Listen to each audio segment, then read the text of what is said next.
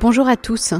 Je voulais revenir aujourd'hui sur un point de la conférence de presse du 16 janvier 2024 du président Emmanuel Macron lorsqu'il a annoncé la création d'un congé de naissance en remplacement de l'actuel congé parental, plus court mais mieux rémunéré. Il a présenté cette réforme comme un élément utile pour relancer la natalité en berne, comme une composante de son réarmement démographique. Pourtant, ce sujet suscite de nombreuses questions et inquiétudes.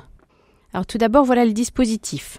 L'indemnisation par la sécurité sociale serait calculée au prorata du salaire, jusqu'à un plafond de 1 800 € par mois, chacun des deux parents pouvant rester 6 mois auprès de son enfant.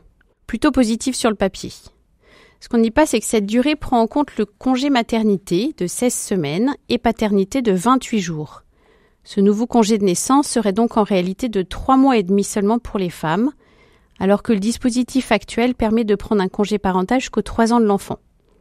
Or, la présence des parents pendant les premiers mois de vie est particulièrement bénéfique pour les enfants.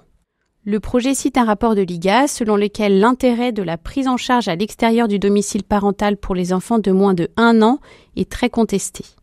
Partant de ces constats, le rapport préconise de mettre en place un congé parental de 9 mois, partageable entre les deux parents avec un niveau d'indemnisation suffisamment attractif qui correspondrait à un montant minimum de 75% du revenu perçu, quel que soit le statut du parent.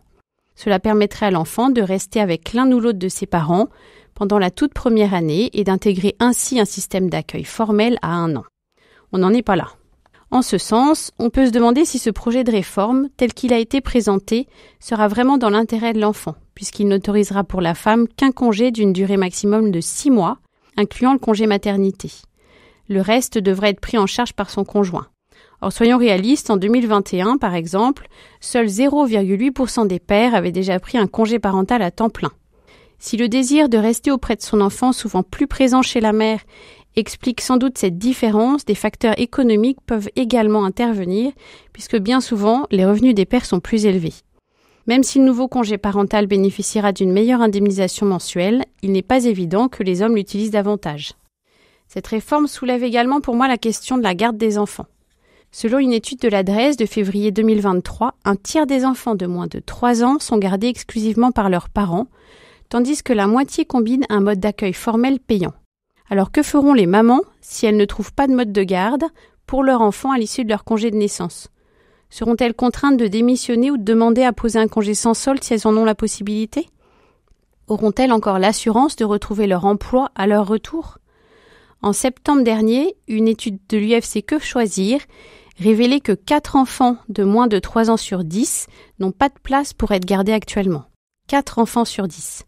Selon cette étude, pour 37% des parents gardant leur enfant, il s'agit d'une solution par défaut. Ce constat est à prendre au sérieux, puisqu'une étude de l'INED démontre que le taux de couverture des services d'accueil de la petite enfance joue un rôle essentiel dans la décision des couples d'avoir le nombre d'enfants souhaités et donc sur la natalité.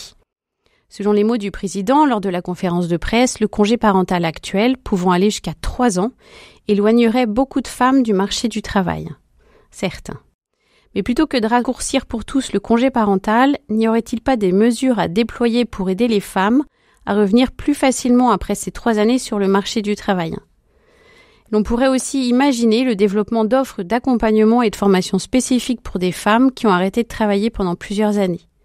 Enfin, si ce projet de congé de naissance est réellement un nouveau droit, pourquoi celui-ci devrait-il s'imposer en remplacement du dispositif actuel ? Pourquoi ne pas laisser les deux dispositifs coexister et laisser les familles choisir ? Alors restons attentifs à ces sujets afin que l'intérêt de l'enfant et l'intérêt des parents et de la famille restent supérieurs à la notion d'efficacité souvent plus réclamée.